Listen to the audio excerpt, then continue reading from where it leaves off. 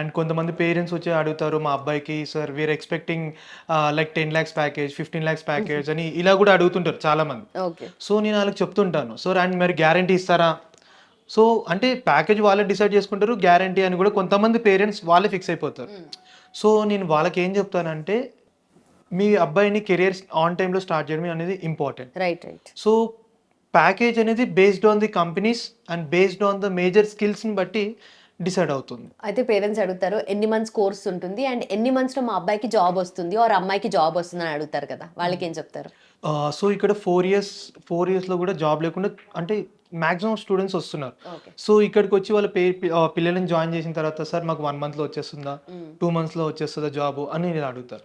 So ఇక్కడ ఏంటంటే ముఖ్యంగా వాళ్ళు టైం అనేది ఎక్కువ స్పెండ్ చేయాలి. ఓకే. సో డైలీ వచ్చేసి ఒక 2 hours క్లాస్ అవ్వగానే నేను వెళ్ళిపోతాను అన్ని క్లాసెస్కి ఇర్రెగ్యులర్గా వచ్చి నాకు జాబ్ రాలేదు అని అడగడం ఇలా కాకుండా లైక్ ఏంటంటే ఇక్కడ డెడికేషన్గా minimum 5 to 6 months everyday minimum 6 to 8 hours minimum 6 to 8 hours spend చేసి ఇచ్చిన యాక్టివిటీస్ అన్నీ రెగ్యులర్గా ఆన్ టైం సబ్మిట్ చేసుకుంటూ అండ్ ఇచ్చిన ప్రాజెక్ట్స్ ఆన్ టైంలో చేస్తూ ఉంటే లైక్ వీళ్ళకి 1 month అంటే 45 daysలో ప్లేస్ అయ్యి వెళ్ళిన వాళ్ళు ఉన్నారు అండ్ 90 daysలో ప్లేస్ అయ్యి వెళ్ళిన వాళ్ళు ఉన్నారు, లైక్ 6 months లైక్ 1 yearలో ప్లేస్ అయిన వాళ్ళు కూడా ఉన్నారు. ఓకే. కంప్లీట్ గా వాళ్ళ క్యాపబిలిటీని బట్టి ఇది డిపెండ్ అయి ఉంటుంది. ఎగ్జాక్ట్లీ వాళ్ళ క్యాపబిలిటీని బట్టి డిపెండ్ అయి ఉంటుంది. Right. And also parents normal గా వాళ్ళని జాయిన్ చేసే వరకు చాలా కేర్ తీసుకుంటారు స్టూడెంట్స్ మీద.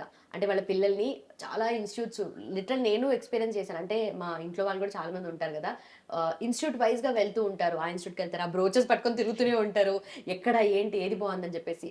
ఇక్కడికి వచ్చారు వాళ్ళు, వచ్చిన తర్వాత ఒక చోట జాయిన్ చేసిన తర్వాత చలో ఇప్పటి నుండి నీది రెస్పాన్సిబిలిటీ అని చెప్పేసి ఆ రెస్పాన్సిబిలిటీ ఈక్వల్ గా షేర్ అవుతుంది స్టూడెంట్స్ మీద యాజ్ వెల్ యాజ్ ఇక్కడున్న మీ మీద కూడా ట్రైనర్స్ మీద. సో అది ఎలా మీరు ఆ రెస్పాన్సిబిలిటీ నిలబెట్టుకుంటారు? ఏదో వచ్చేసాం వెళ్ళిపోయామంటే that is not at all correct. ఇక్కడ ఏంటంటే సో మేము డైలీ అటెండెన్స్ తీసుకుంటాము, లైక్ టెక్నికల్ క్లాసెస్ ఎన్ని వర్కింగ్ డేస్ జరిగాయి వీక్లీ, ఎన్ని వర్కింగ్ డేస్ వాళ్ళు వచ్చారు, అండ్ సాఫ్ట్ స్కిల్స్ ఎన్ని వర్కింగ్ డేస్ జరిగాయి, ఎన్ని వర్కింగ్ డేస్ వాళ్ళు వచ్చారు, అండ్ మంత్లీ ఎన్ని వీకెండ్స్ ఎగ్జామ్స్ జరుగుతున్నాయి, ఆ ఎగ్జామ్స్ అన్ని వీకెండ్స్లో రాస్తున్నారా లేదా, అండ్ స్కోర్ ఎంత చేస్తున్నారు. సో అండ్ వాళ్ళు జాయిన్ అయిన కాడ నుంచి వాళ్ళ ప్రొఫైల్ మీద ఎన్ని కంపెనీస్ వచ్చాయి, వాళ్ళు ఎన్ని అప్లై చేశారు, ఎన్ని ఇగ్నోర్ చేశారు, ఒకవేళ రిజెక్ట్ అయితే ఏ రీజన్స్ రిజెక్ట్ అయ్యారు. సో ఇవన్నీ కూడా మేము ఫాలో